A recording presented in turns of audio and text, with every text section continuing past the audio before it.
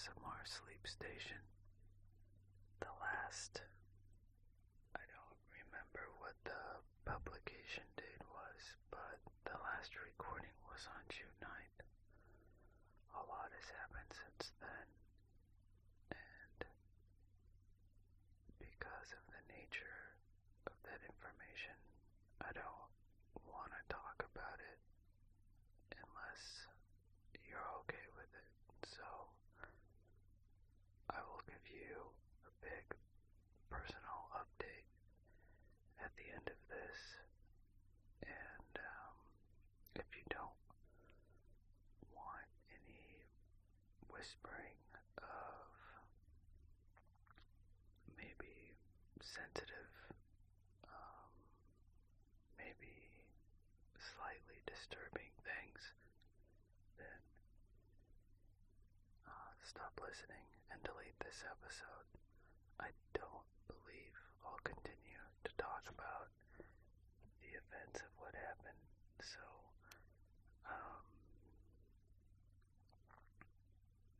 the next episode should be pretty clean, but this one I'm gonna save until the end. So hopefully nobody's disturbed by that. And today is the first day of August, so it's almost 2 months since the last recording. And as always, I never intend for it to be that long, but I have a constant problem of letting life just kind of take me along for the ride. But as always, I'm going to try to at least make a couple of recordings this month, and once I give you an update about what's going on, I think you'll understand why it's a little bit more doable now. So I'll do some feedback first, and which there's not a whole lot of, and then I'll read from a couple different sources, and hopefully you all fall asleep by that time. And then at the very end, I'll give you that personal update, so you're warned. It's I wouldn't say it's totally negative, but it's not the most uplifting, and definitely not the best type of thing going on in my life right now. So anyways, thank you for downloading if you're still here, and you're confused and you don't know what's going on. I'm whispering on purpose, and it's to help people relax. Some of the people have a condition called ASMR, and Google it, look it up if you want it. There's a ton of information on the internet, and if you just search for it, you'll probably end up on YouTube, and you'll see lots of people tapping their fingers on things and eating food and doing all kinds of interesting things with feathers. I'd say a good portion of them are women, and some of them are really good at explaining why it is they're doing those things. Otherwise, it might be very confusing. So, and while I'm recording this, I delete out all the loud, noisy things that happen. So, and sometimes I don't remember where I left off. So I had to cut that sentence short, whatever I was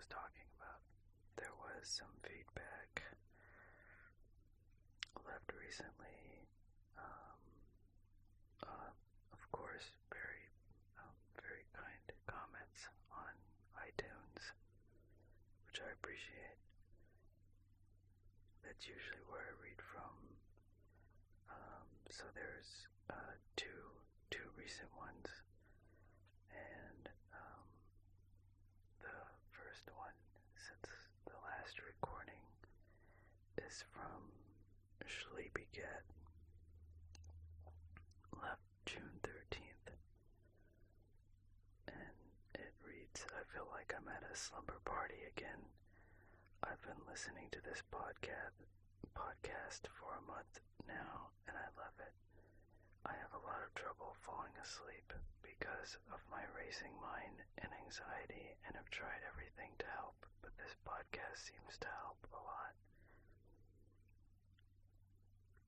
Hold on, alright, sorry. Even if I can't fall asleep right away, his voice helps me at least rest, zone out, and get my mind off of something other than my lack of sleep. And before I know it, I'm fast asleep. I love the intimate atmosphere of the podcast and the rambles, tangents from the earlier recordings. Thank you so much, and keep up the good work.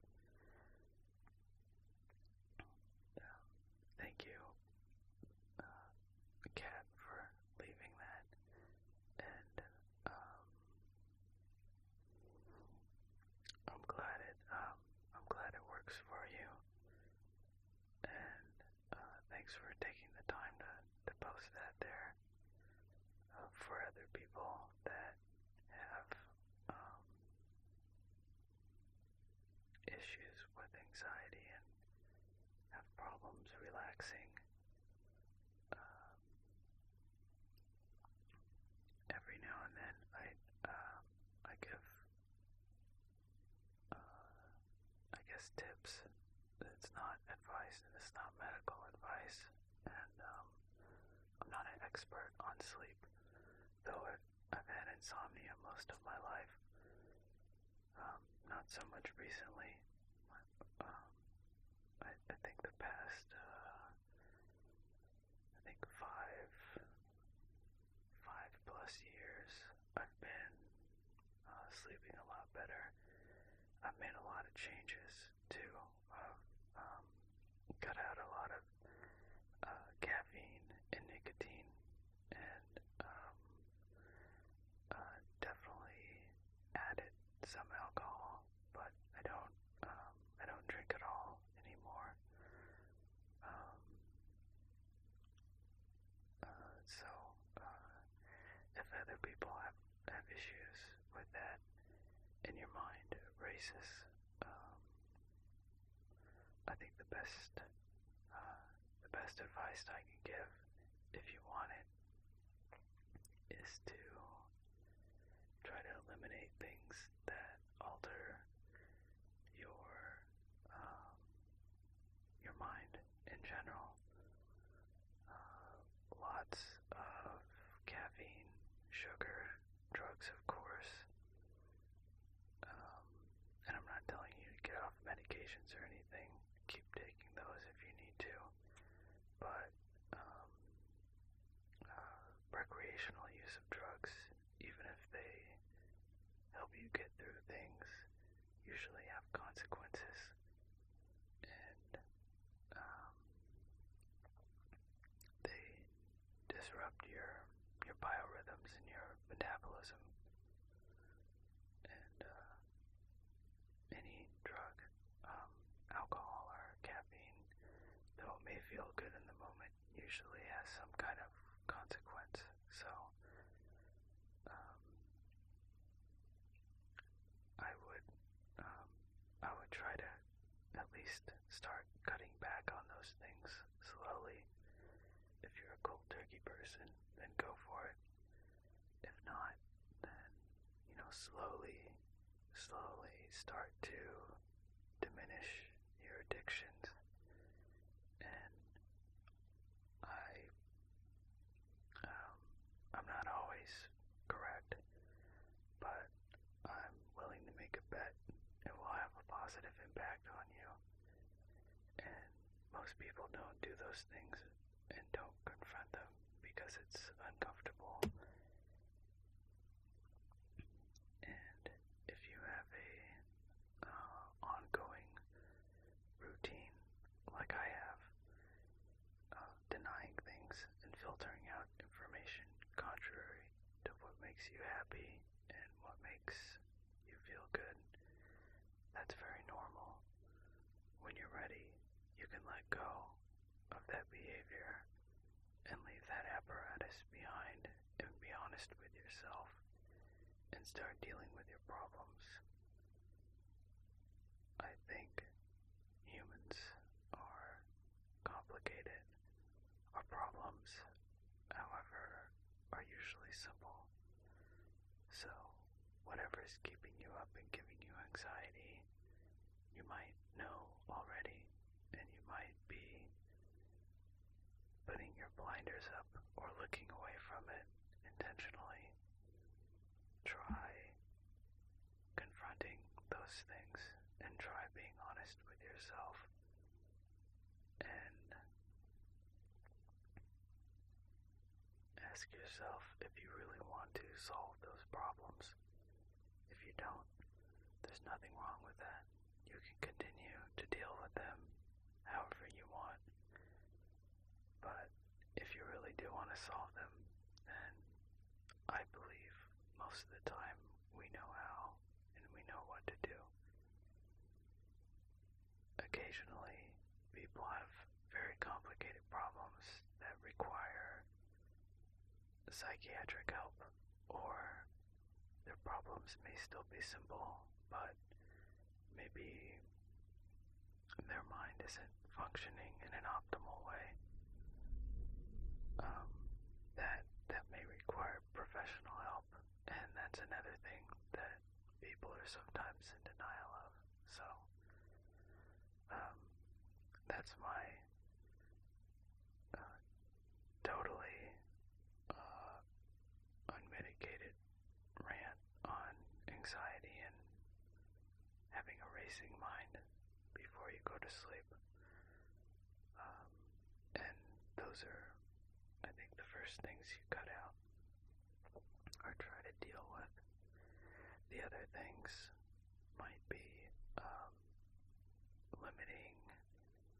limiting your exposure to screens and increasing your exposure to the sun, especially sometime midday. That does amazing things in your brain, and you can look all this stuff up. I rant a lot, and I do have some knowledge of psychology and biology, just because that kind of thing interests me. But there's something called a suprachiastic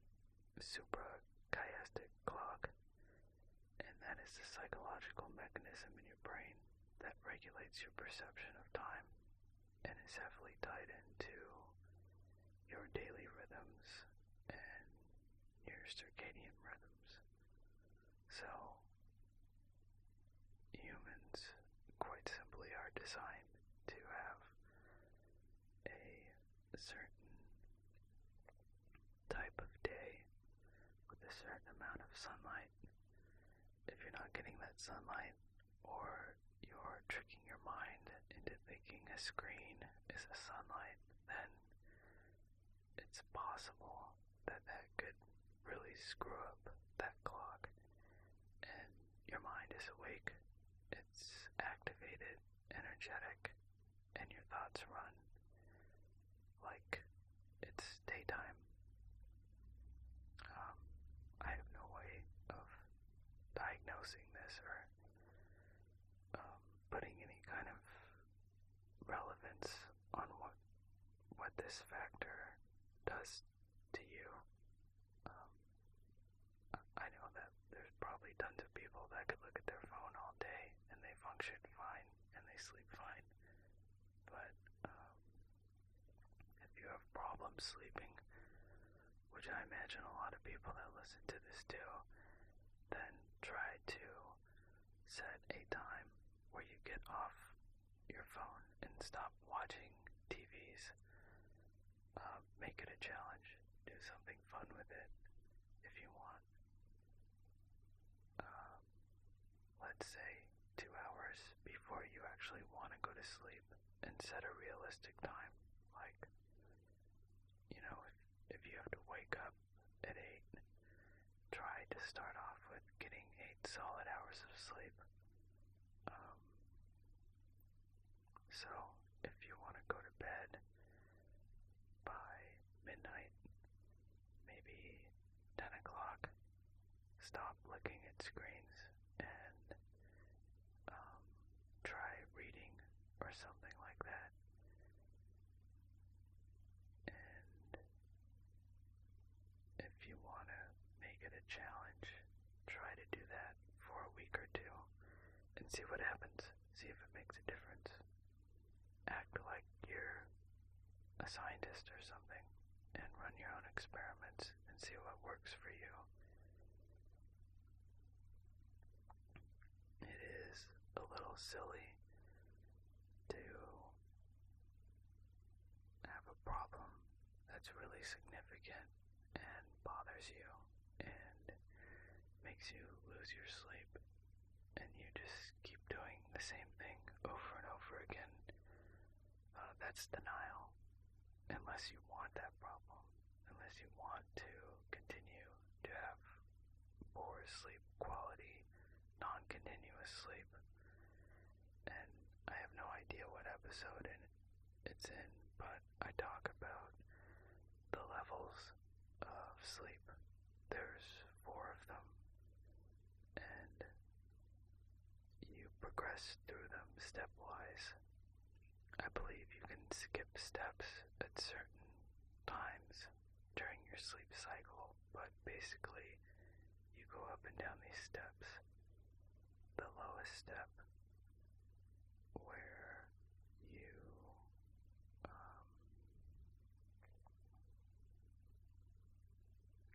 do a lot of physiologically beneficial things. It takes a little while to get to that. I believe it's 4 hours. So if you always have discontinuous sleep, that's going to prevent you from getting to that level. And it won't kill you, but it will make life a little bit more difficult. And your body and your mind won't function like they're intended to. I don't believe these are debated things. This isn't, I believe most of that is accepted as fact. So if you want, you could look all that stuff up and piece together what your sleep issues are. Or if you don't like to think about it and analyze it, then just realize that you need, on average, if you're a normal person, around 8 hours of continuous sleep.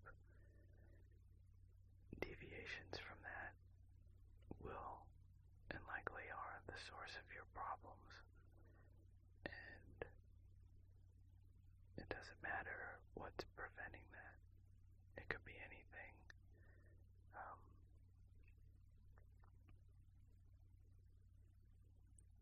I suppose it's up to you, or maybe you and a doctor, to find out what that is.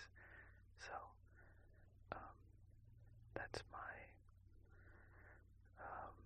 I guess the second leg of my ranting about what you need to do, and not what you need to do, but maybe a motivator for you to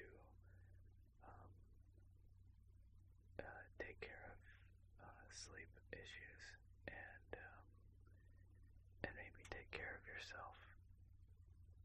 There's a bunch of loud noises.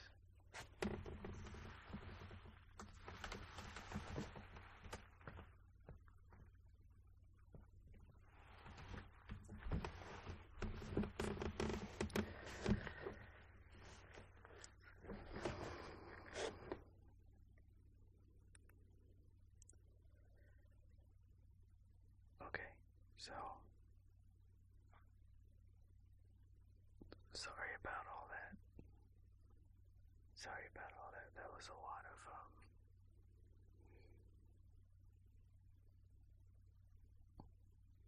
soapboxing.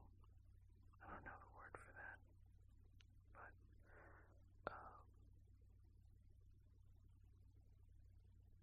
I really think approaching it like a challenge is a good way to find out what works for you, and I tell people all the time to, you really want to make a difference and you want to get better rest, then really try to cut down on coffee or smoking for a week, or really get in bed early and really try to do it and see what happens. That is a dividing line between people that are motivated to change and other people that like to re-experience their issues over and over again. So if you're motivated and you really want to have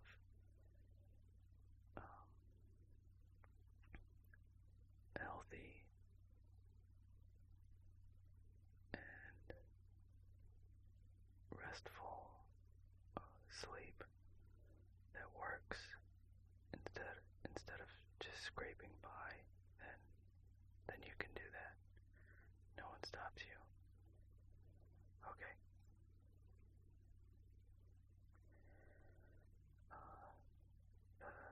The other comment left on the feedback. Oh, and the last one was a 5-star review. This one is too. So thank you to both of the people that left reviews.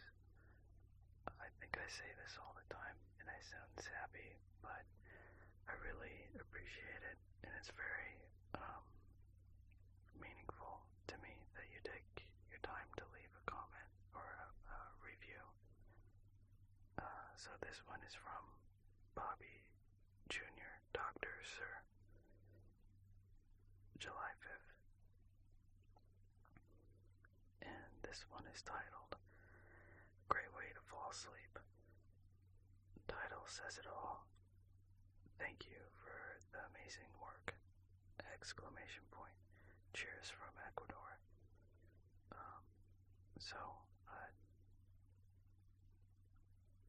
Thank you for leaving that, and cheers right back at you. I don't think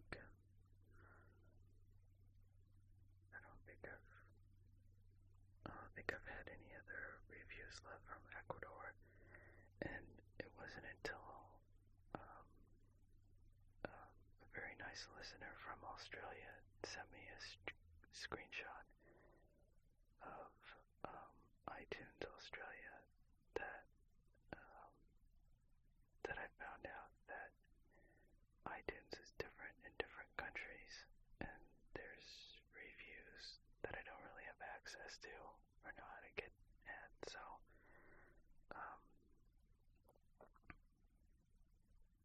that's kind of a bummer that I can't see those reviews. But anyways, hope everything's going well in Ecuador, and that concludes the reviews left on iTunes. A few people emailed. Thank you for those who emailed, and there was one person who asked about donating. I recently took down the donation link because I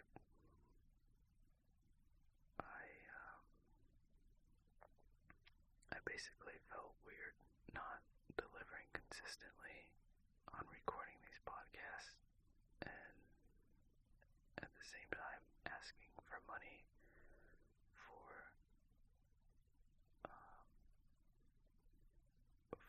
the podcasting service, for basically distributing this media, which is MP3 files. hosting isn't isn't really that expensive, and I've kind of dialed it back. So after doing that, I took down the link, and I'm so pleased with how nice people are about just supporting this by leaving comments and subscribing and doing things like that I don't really want. I feel weird taking money. I don't really want money. Earlier this year, I started to make a list of how much hosting this has cost and the cost of future microphones and recording equipment that I wanted to get, and I was thinking like almost like a fundraiser, getting money to buy some better stuff. I did buy a portable microphone so I could record more when I'm, I guess, mobile, but that really didn't work out. I don't know if it's a microphone problem or a recorder problem, but the sensitivity just wasn't there. And I've tried external mics and different things, so that didn't work out. In the future, I probably will try different ideas, but for now, that's just not happening. So all that to say, again, I'm super appreciative. Someone was even asking how they can donate, but I don't want any more donations because I'm starting to repeat myself because of all those reasons that I just said. So thank you for your interest, and if you want to donate to your local animal shelter. That would be cool.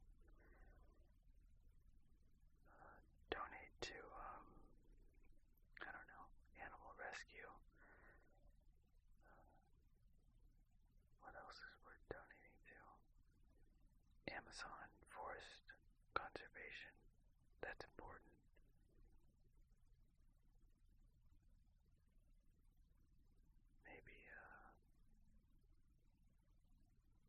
Maybe something that is proactive about saving environments that we're probably destroying, or environments that it doesn't matter who's destroying it, they're going away, and we are probably the most intelligent species on this planet, regardless if we are. We need to act like stewards. So I think that's a good place to put your money. I try to do that, but kind of lame about donating sometimes. There I go, ranting again. I'm trying to convince you to give your money to someone else, or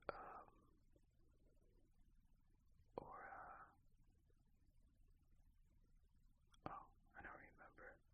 There's some, I think there's some other really good ASM artists, as they prefer to be called, that have Patreons. Donate to those people. They have, what do you call that? Perks and benefits that blow my show out of the water. All kinds of really cool stuff, and lots of customized recordings and, I don't know, behind the scenes kind of stuff.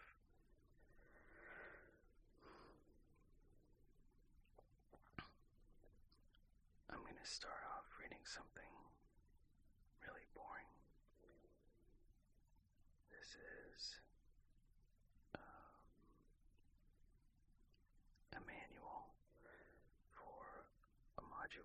synthesizer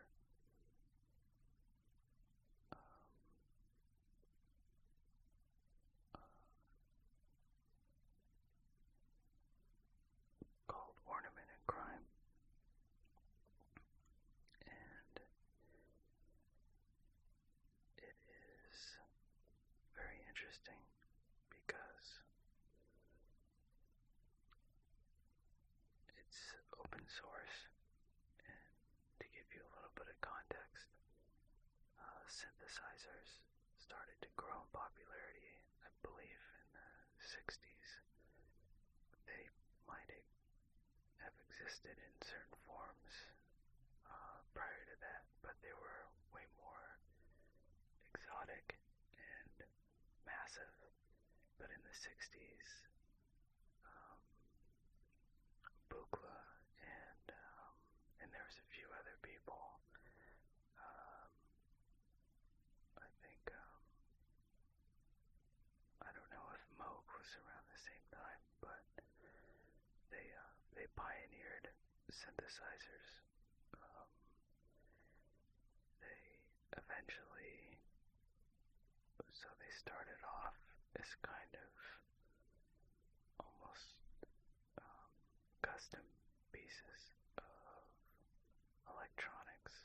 They weren't really modular like they are today, but they were modular in nature.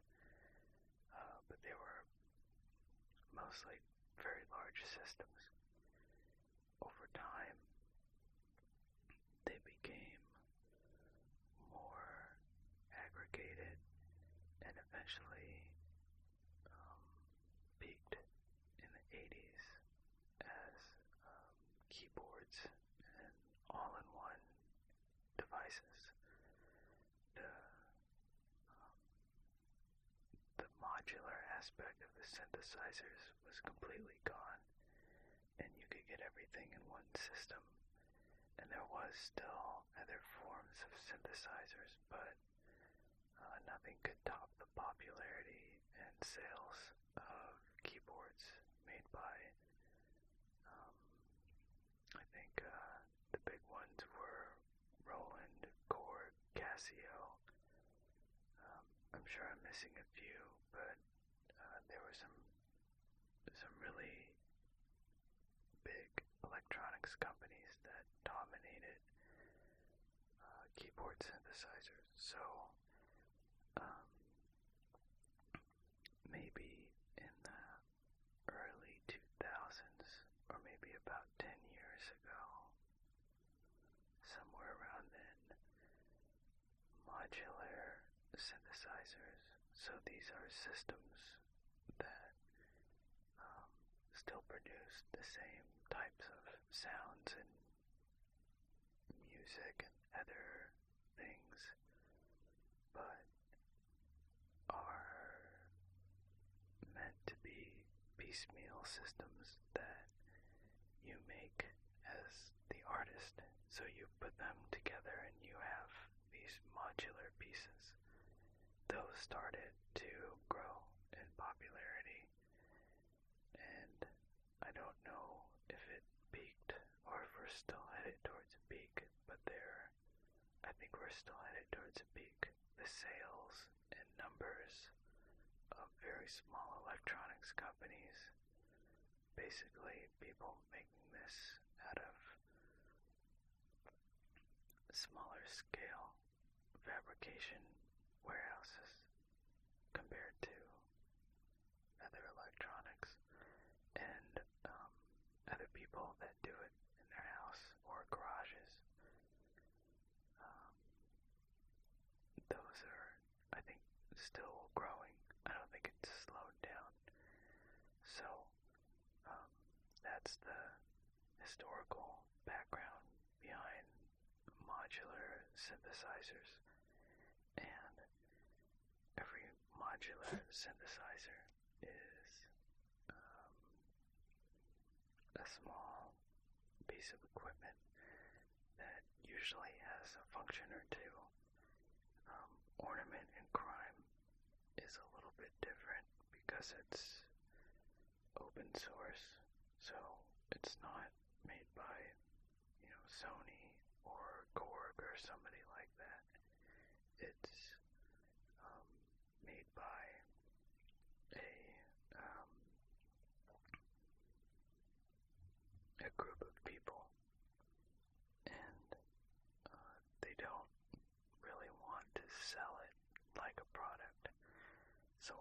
website, it's described as a post-capitalist product of the sharing economy, and that is a little bit different than most other modular synthesizers, or modules, as they're called.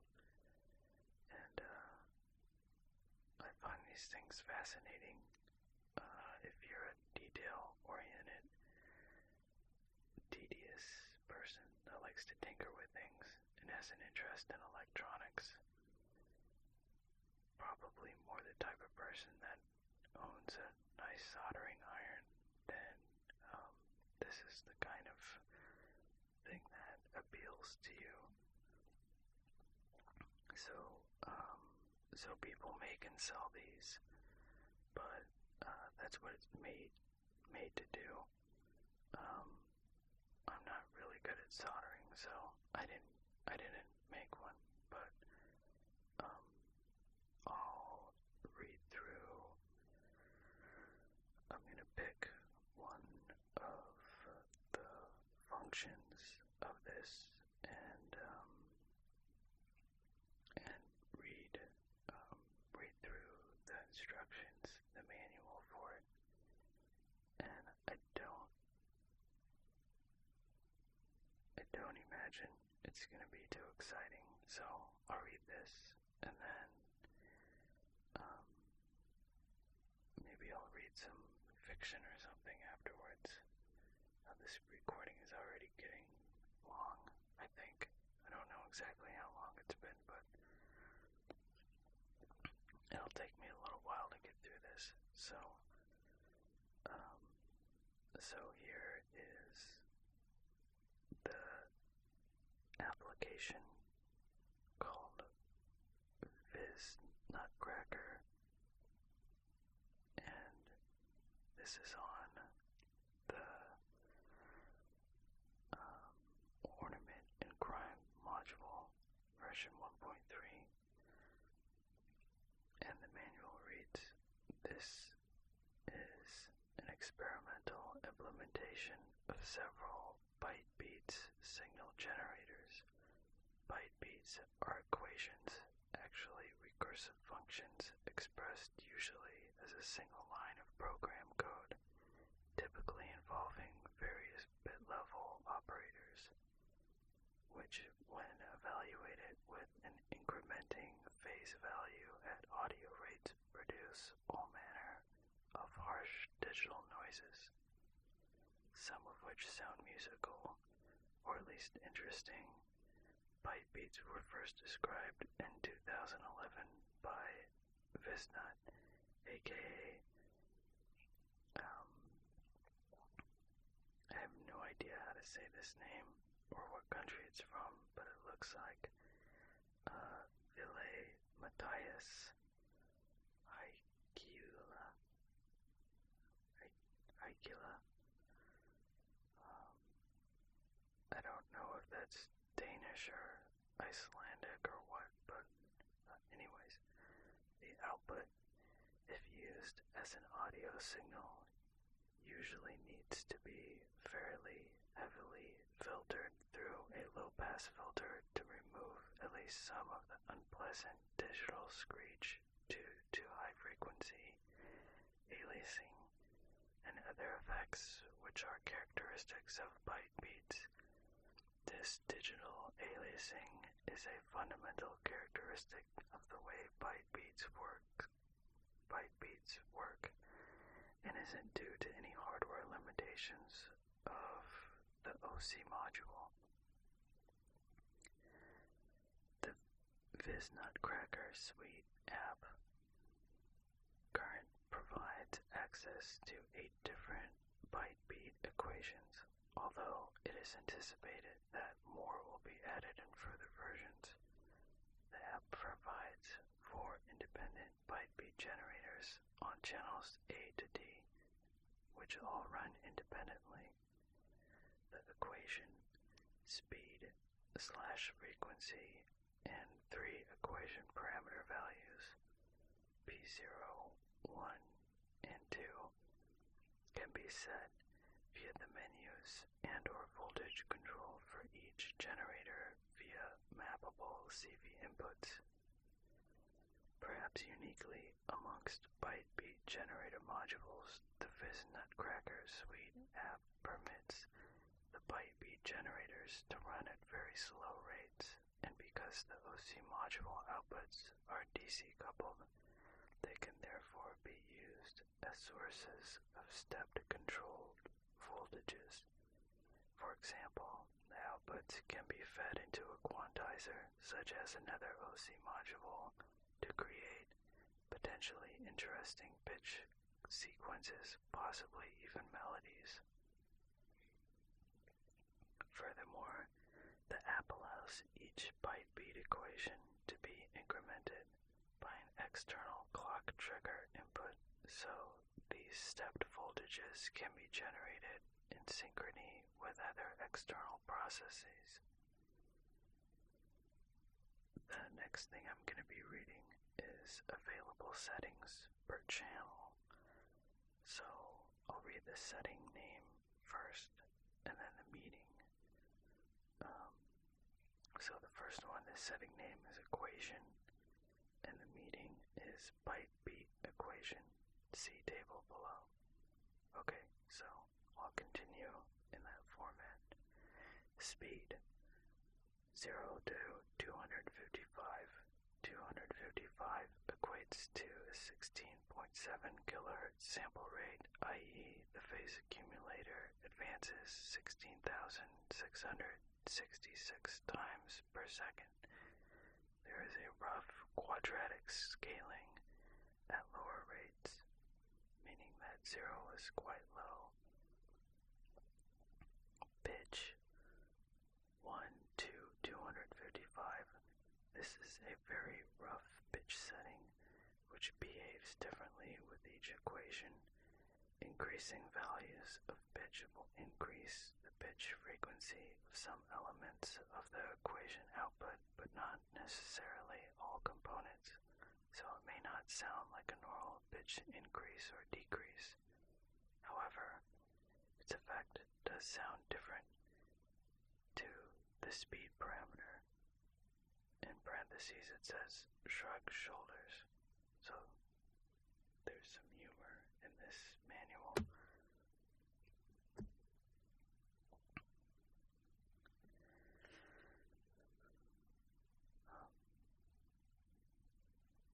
Parameter 0.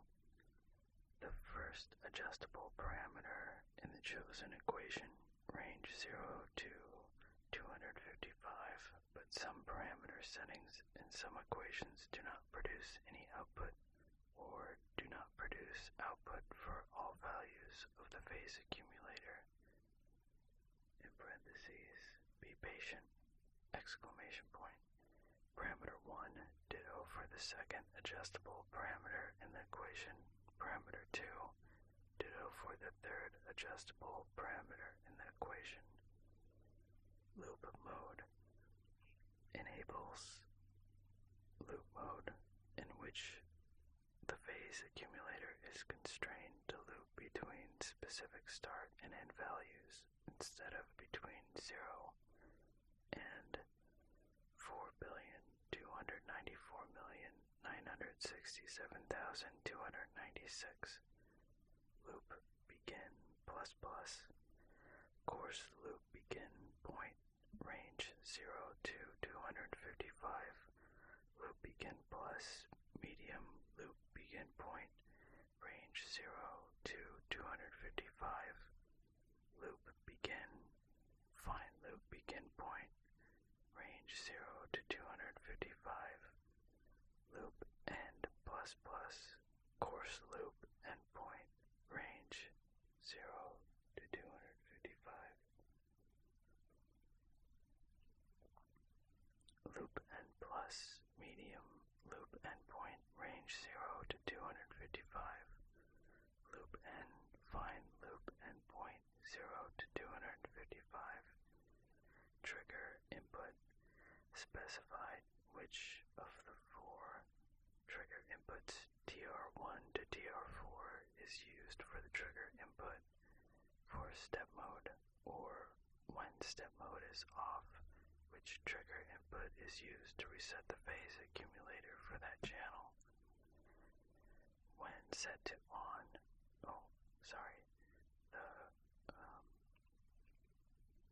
the setting is step mode. When set to on, the phase accumulator is incremented when a trigger or clock pulse is received on the digital trigger input specified by the trigger input setting. When set to off, a trigger or rising edge of a pulse or clock received on the trigger input specified by the trigger input setting will reset the phase accumulator, the T variable, and byte beat equations, which has the effect of resetting the byte beat's tune or melody back to its beginning, or back to the start of a loop start point if that loop mode is enabled. CV1 specifies which parameters CV is mapped to for this channel. Choices are off, equation, speed, B0, B1, B2, B2, peg, plus plus, peg, end, plus plus, end, and pitch. For CV2, ditto for CV2, 3, and 4. And the last part refers to, or the last part of this table refers to a bunch of equations and is mostly links. Not too meaningful. So I'm not going to read the rest of that table, as the equation names aren't really worth reading, unless I start reading the links. So the last part is tips, which there's 4 of, and then after that I'm going to read some fiction. So the tips read, as noted above, use the byte beat generators at very slow rates to generate DC control voltages. Feed these to a quantizer to produce pitch sequences or pass them through a portamento or slew limiting module to create interesting smooth modulation signals. Or use them as is to modulate filters, etc. Process the byte beats outputs running at audio rates through a low-pass or shelf filter to remove some of the high-pitch screech. Process the output through band-pass filters, such as the mutable instrument shelves filter or other complex filtering arrangement subject to slow modulation. In parentheses, by another OC module, perhaps. And the last tip reads, process the output through a VCA and or filter with a percussive envelope to produce interesting, percussive sounds. Use the same trigger or gate signal used to fire the envelopes. Also reset the phase on the byte beat generator. Use slow modulation to slowly vary the frequency rate and or do scrub, loop start, and endpoints in order to vary the nature of the percussive sound. And the last thing I'll read is maybe a chapter from the book Unbreakable by Will McIntosh. This is the last novel he's written, and it is the first in a possibly ongoing series of young adult novels, even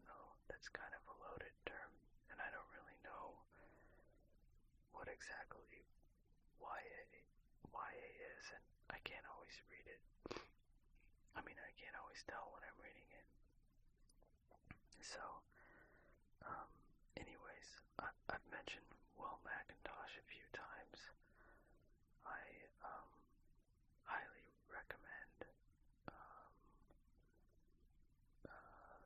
Defenders if you like military sci-fi. If you like more emotional, dramatic,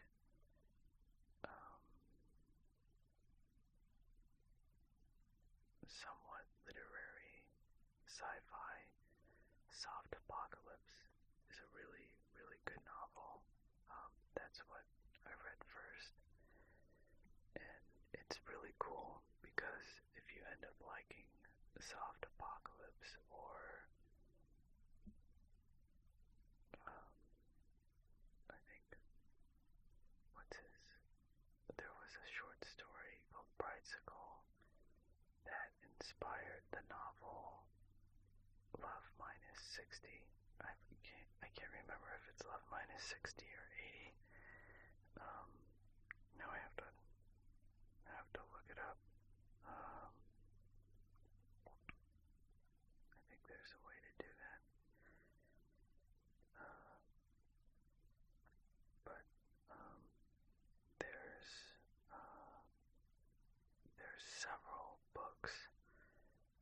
Actually, I think most of his books were inspired by short stories. So, again, really good author. Has a really wide breadth of fiction. I think it's all science fiction, but I would definitely say it's not too heavy that it shuts other non-sci-fi readers out, and is really worth checking out. Love Minus 80 is probably the most popular novel he's written, and it's a very, very interesting story about people that are in a very precarious dating system in the future, and it focuses on one woman's experience with this system, and it's a very thoughtful dilemma with very interesting characters. I promise any of you, if you read the sample and you like it, then you'll like that book.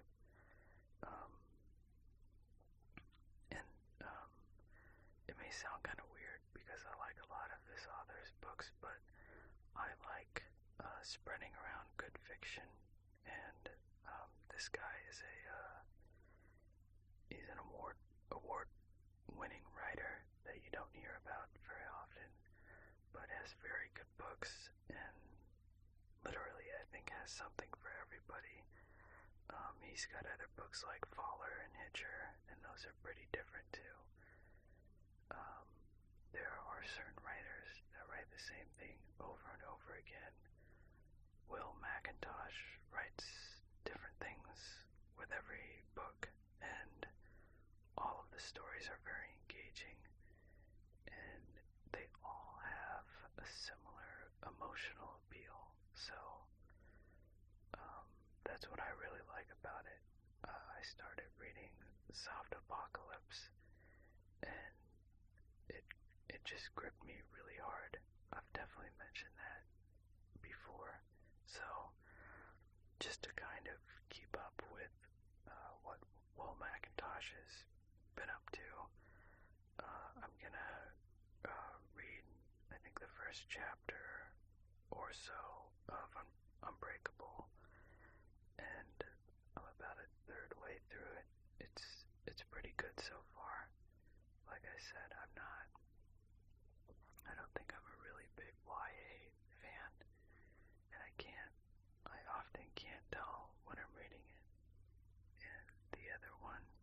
was Burning Midnight. That's YA fiction, and I like that a lot because it was inspired by the short story Blue Midnight, which I thought was very fun, and it wasn't a heavy sci-fi short story. It was just enjoyable to read, and obviously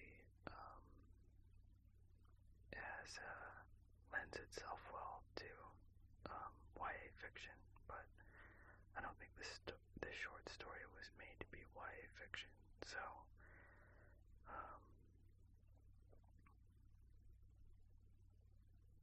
I don't know. If you have a child of a certain age, that's a good book. Or I don't even know what age, like some early teenager. I don't know. See, I don't even know what age you're supposed to be when you read YA. Anyways, yeah. So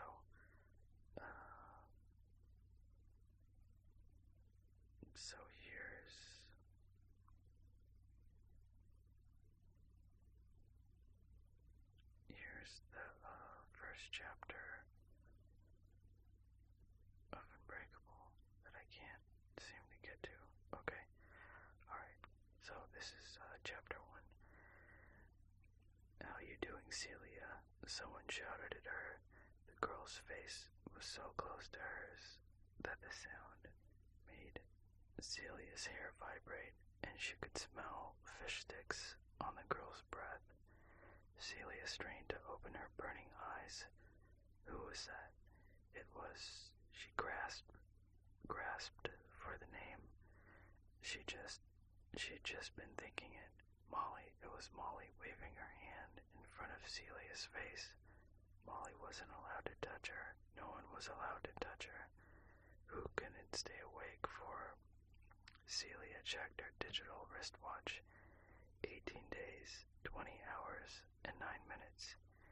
If they had someone shaking them the whole damn time, or if they could take drugs, she'd give anything for a cup of coffee. She'd give both pinkies, or either middle finger, their choice. 3 Toes, and any one of her albums except Imagino's Smoke and Thunder. The Smoke and Thunder is italicized, like an album title. She was thinking weird thoughts again. It was brutally difficult to keep her mind from going off.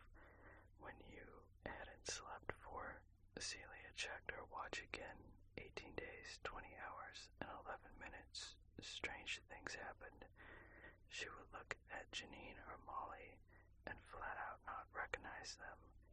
They were faces she knew better than her own, yet she'd see nothing but generic eyes, nose, and mouth surrounded by generic skin and hair. At times, everything became hyper-clear. Other times, like right now, everything in her vision swam, as if the entire world was turning liquid and going down a titanic train, spinning. How you doing, Celia? Molly repeated. Fabulous. It was hard to form syllables. Her words were slurred, like she was very drunk. I'm just fantastically fabulous. Feel like dancing.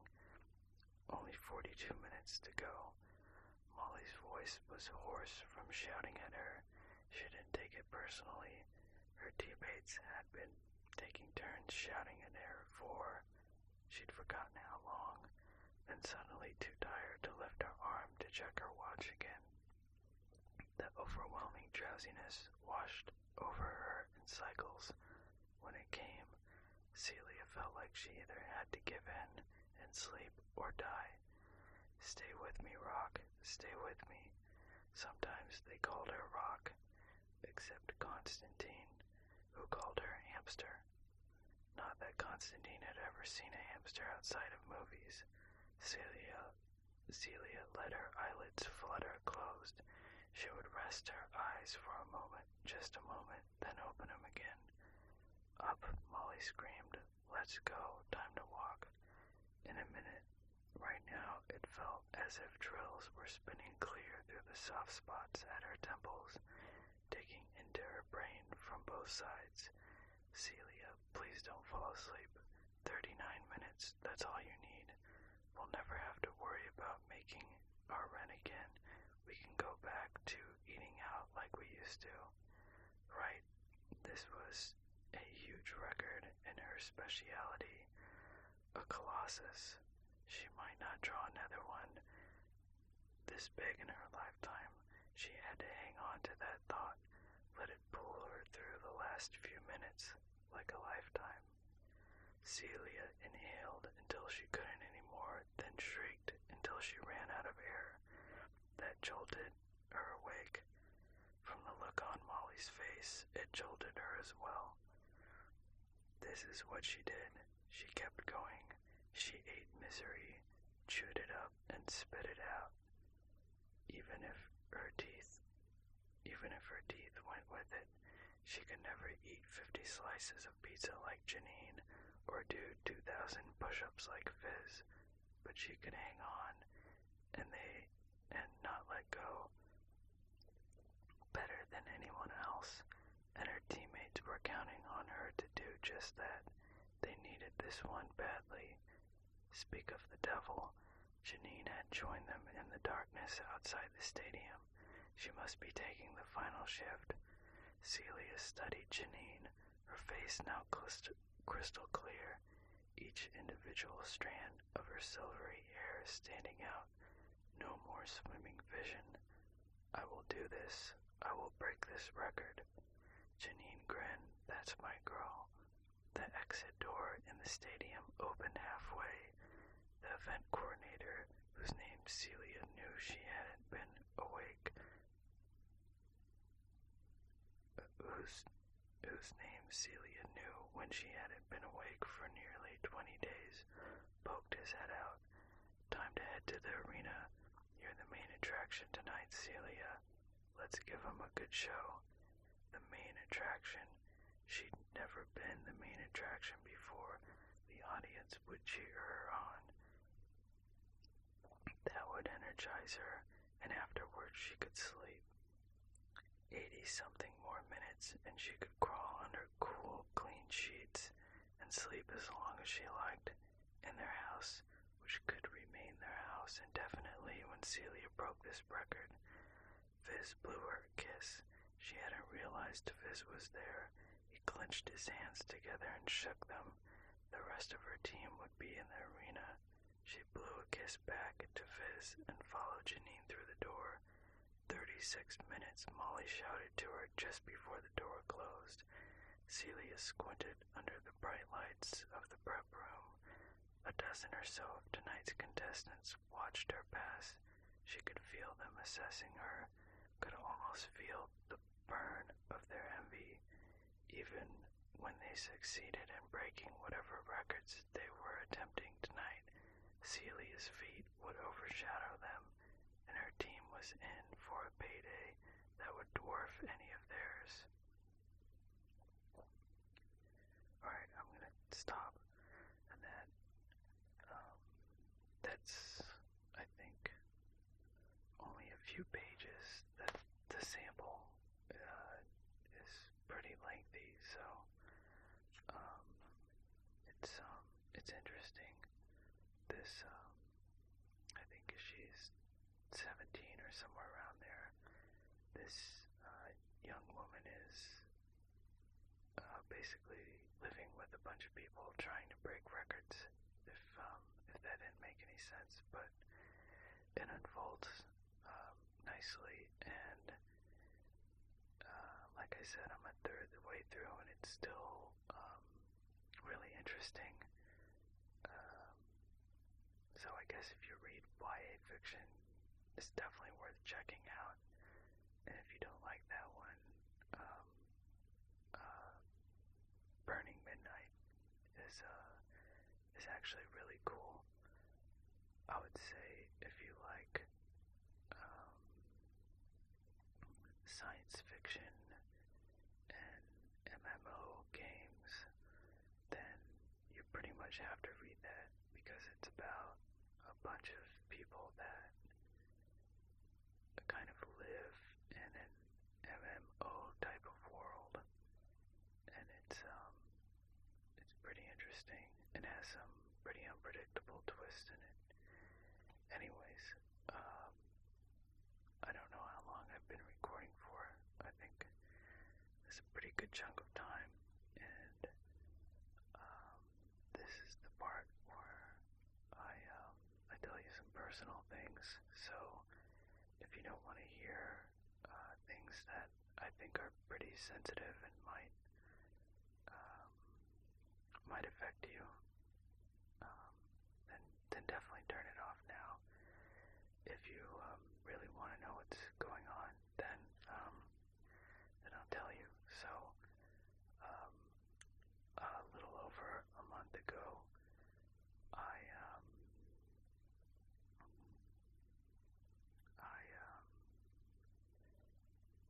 had a seizure, and I woke up in an ambulance, and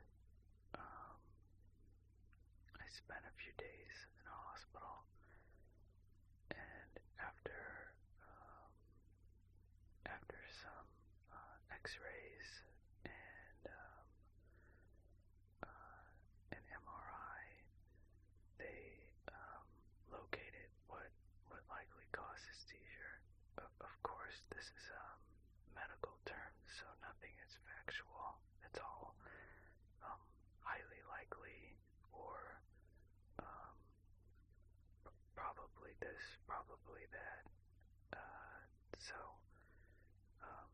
they found I guess the factual description is a brain mass. It is probably a brain tumor. I think there's like a 95% chance of that. There's a smaller chance it's tissue that's unknown, or tissue related to infection, or scar tissue, or something else, maybe even congenital, but highly likely a brain tumor. So the past month has been really crazy. I don't share personal details, but I guess now's a good time to start, because this could heavily influence what happens to this podcast and my personal life. So I've had a lot of tests, and I haven't decided exactly how to handle this. And also, this is informational. This is to tell you what's going on. I would not do this if there were not a lot of people that want to know who I am and what I do in personal details, and have shown interest in my personal life. So I guess the reason is twofold. There's definitely listeners, which are friends basically, that want to know these types of things. And the second reason is it affects this podcast. So I don't know what's going to happen. It's likely a low-grade tumor, but again, nobody will commit to that. It doesn't appear to be very aggressive. It is in a very important part of my brain, and there is most definitely, no matter what treatment or therapy I get, definitely a risk that the tumor itself or the treatment can have adverse effects on my brain functioning, and I may not be the same. So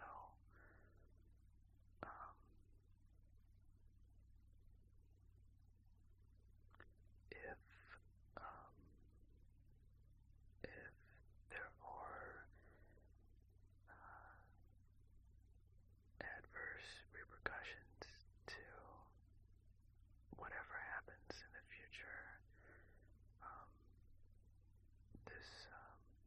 podcast may flatline. And I wanted to be honest and explain that.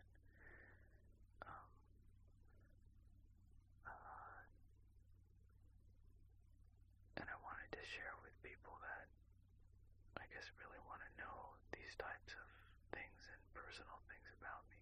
So my background is in science. I won't say which kind. And I still don't think I should give my name, but I live on the west coast of the United States. And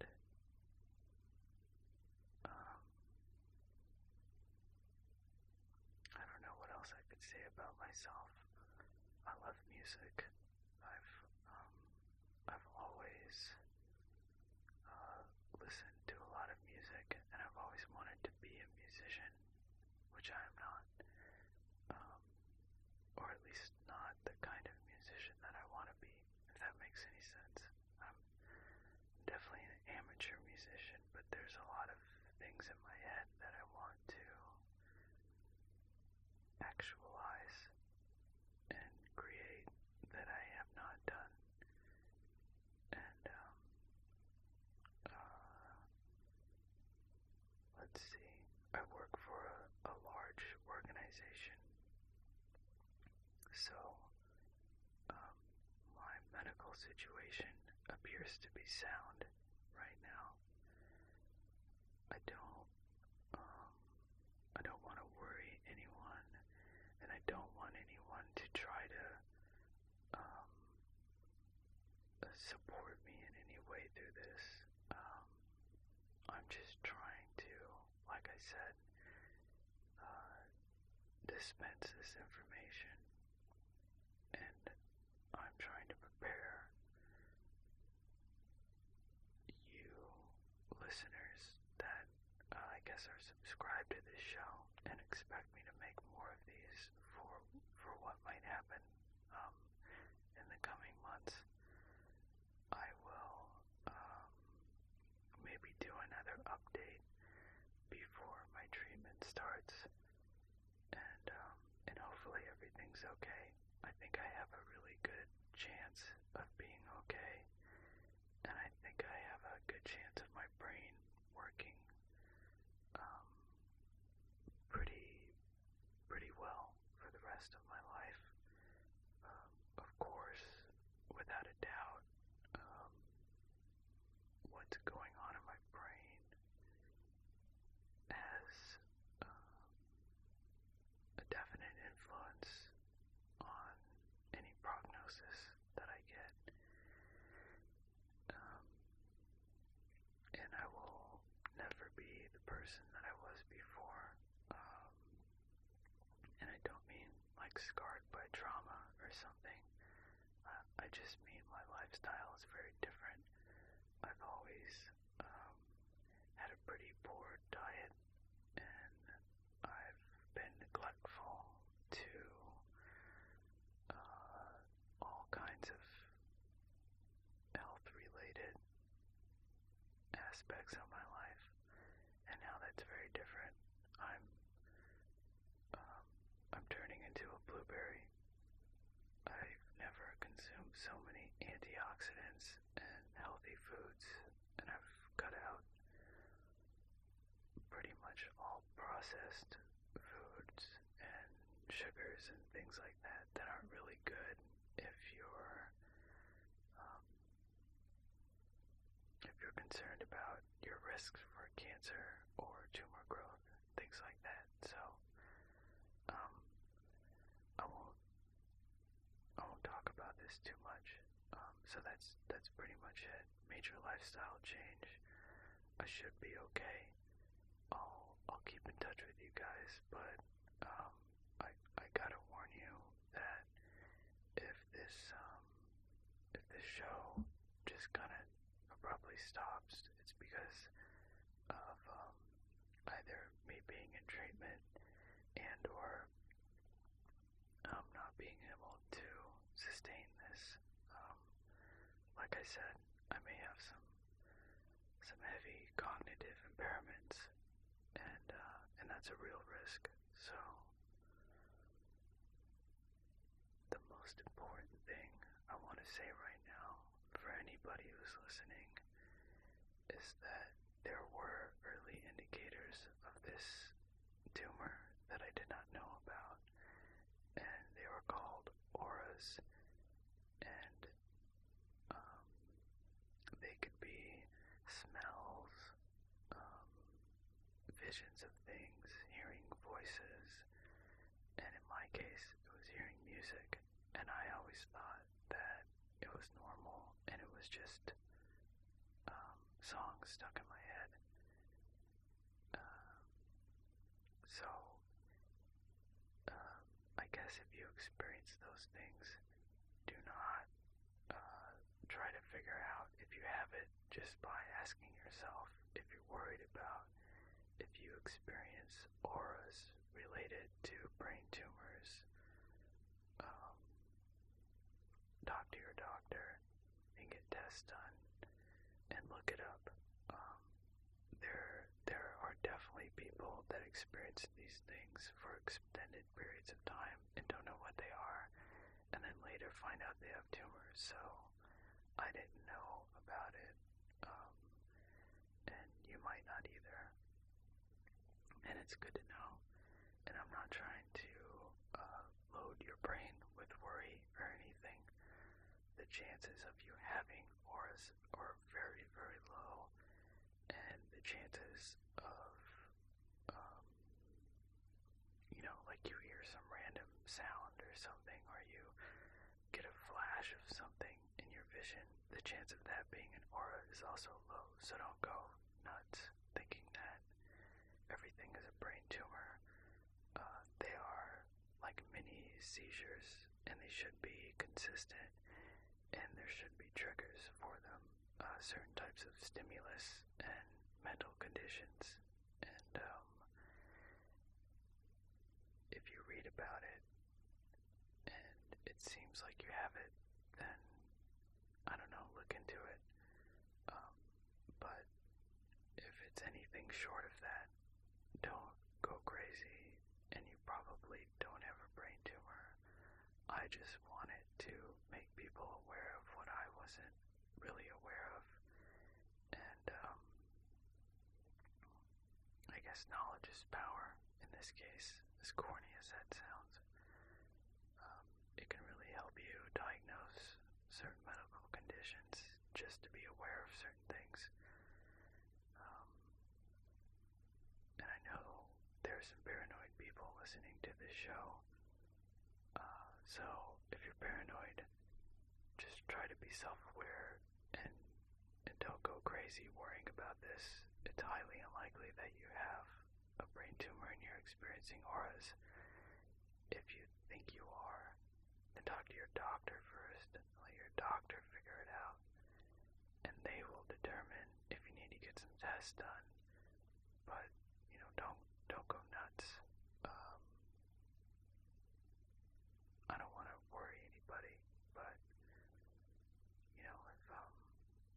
I guess if I would have known about it ahead of time, then I would have acted differently. So that's enough for now. This is a pretty packed episode, and I'll make another recording soon.